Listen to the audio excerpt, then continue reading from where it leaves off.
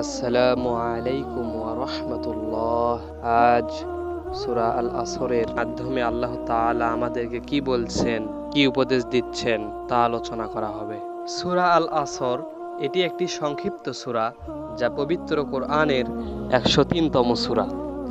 এই সূরায় আল্লাহ তাআলা বলেন, সময়ের কসম, নিশ্চয় মানুষ ক্ষতির মধ্যে রয়েছে, তবে তারা নয় যারা ঈমান আনে, সৎকর্ম করে এবং পরস্পরকে সত্যর উপদেশ দেয় ও ধৈর্য ধারণের উপদেশ দেয়। ইমাম শাফি রহমাতুল্লাহি আলাই বলেছেন, যদি মানুষ এই সূরাটি নিয়ে চিন্তা করত তবে তাদের জন্য এটাই যথেষ্ট হতো।